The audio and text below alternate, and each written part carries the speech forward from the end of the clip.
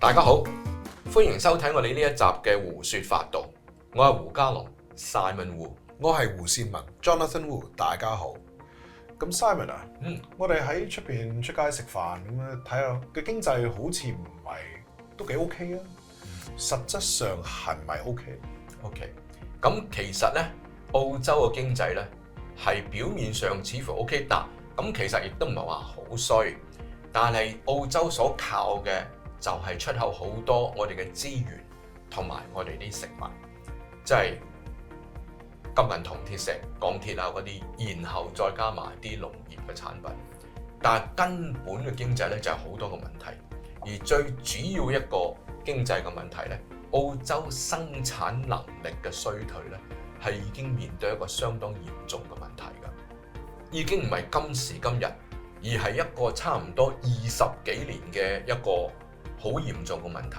我俾大家睇呢幅圖，你就明白㗎啦。呢幅圖藍色嗰條線咧，我哋叫 per capita GDP growth， 即係每一個人對經濟嗰個貢獻係幾多。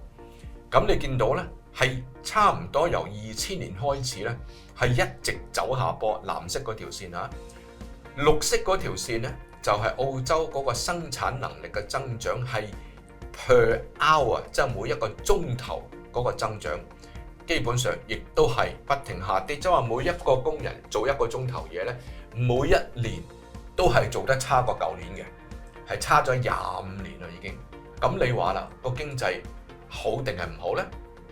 隨住澳洲嗰個生產能力嘅減低咧，但係澳洲人能夠係使嘅錢啊，即係我哋叫 disposable income 咧，亦都係有顯著嘅減低嘅。咁其中一個理由係咩咧？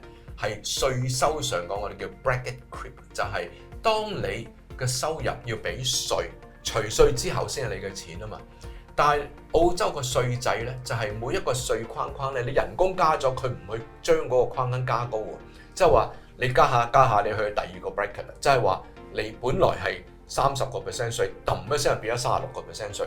咁嘅情況咧，你係人工冇加幾多，你稅又俾多幾多，就俾多咗嘅話咧，你所剩翻落嚟使嘅錢就唔多。睇下呢幅圖啦，呢幅圖咧，紅色嗰條線咧就係澳洲嘅我哋叫 disposable income， 每一個人能夠使到嘅錢嘅。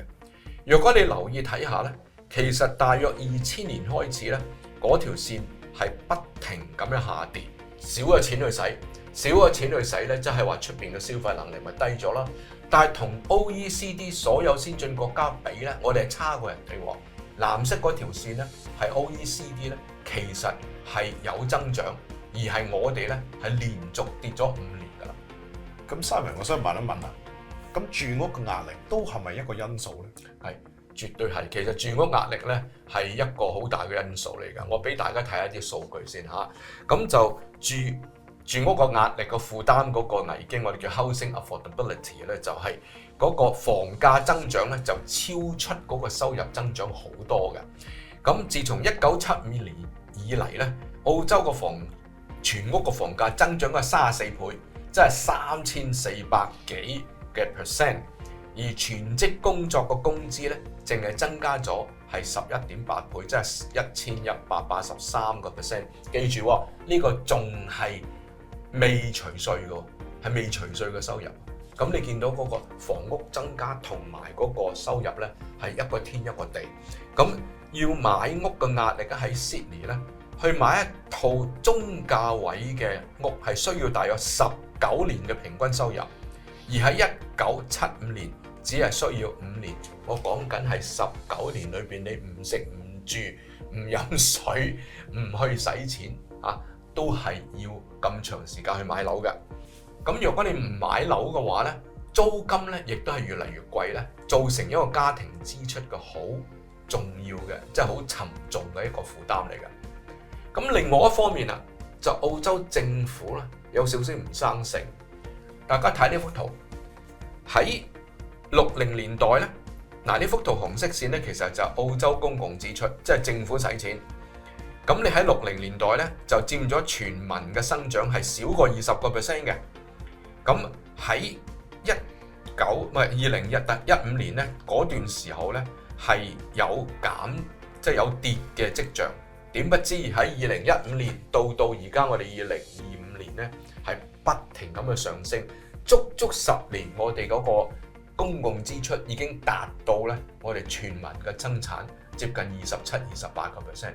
你話喂，呢班係政府人員係淨係管理嘅啫，冇生產能力，冇去增加我哋叫 good and services 嘅。